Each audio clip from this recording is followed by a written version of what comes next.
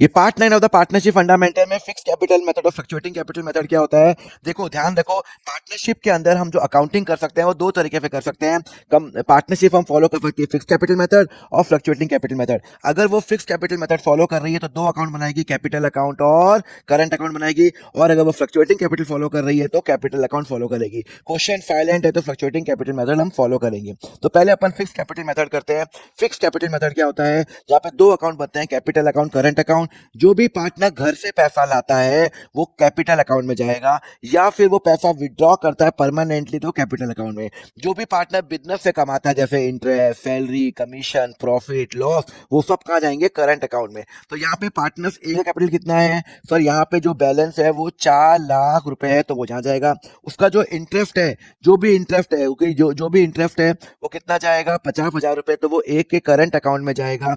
उसको जो सैलरी मिलेगी वो भी कहाँ जाएगी, करंट अकाउंट में जाएगी। जो वो ड्राइंग करेगा, देखो ड्राइंग पर्सनल यूज के लिए होता है तो ड्राइंग कहाँ जाएगा, करंट अकाउंट में जाएगा।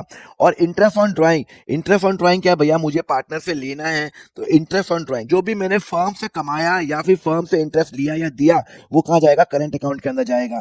ए शेयर ऑफ द प्रॉफिट, जो भी ए का जो शेयर का जो प्रॉफिट है, profit and loss appropriation account, वो भी कहाँ जाएगा, वो यहाँ जाएगा। और एडिशनल कैपिटल, जो भी वो पैसा लाएगा बिजनेस के अंदर, वो कहाँ जाएगा, बिजनेस के अंदर जो भी पैसा लाएगा। तो ध्यान रखना, जो भी बिजनेस में पैसा लाएगा वो कहाँ जाएगा, कैपिटल अकाउंट में जाएगा। जैसे 4 लाख रुपए, 1 लाख रुपए, जो भी उसने बिजनेस से कमाया, इंटरेस्ट, सैलरी, कमीशन, वो कहाँ जाएगा, मेरा करंट अकाउंट के अंदर जाएगा। क्लियर है।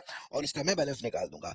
फ्लक्चुएटिंग कैपिटल मेथड में क्या होता है, एक ही अकाउंट बनता है, कैपिटल अकाउंट, मतलब करंट अकाउंट बनता ही नहीं है, करंट अकाउंट नहीं बनता फ्लक्चुएटिंग के अंदर। There is no need of current account. मतलब जो भी वो पैसा लाया, 4 लाख रुपए, जो उसका बैलेंस हुआ, उसको जो इंटरेस्ट मिला 50,000 रुपए, उसको जो सैलरी मिली 70,000 रुपये, उसने जो ड्राइंग किया वो भी यहाँ जाएगा। जो भी मेरा इंटरेस्ट ऑन ड्राइंग आएगा 1,500 रुपये, वो भी यहाँ जाएगा। जो भी उसने बिजनेस से कमाया, profit and loss appropriation account, वो भी यहाँ जाएगा। एडिशनल कैपिटल जाएगा, वो यहाँ पे जाएगा। मतलब सब चीजें it will go to the capital account and current account नहीं बनता। तो फ्लक्चुएटिंग कैपिटल और फिक्स कैपिटल मेथड में फर्क क्या है।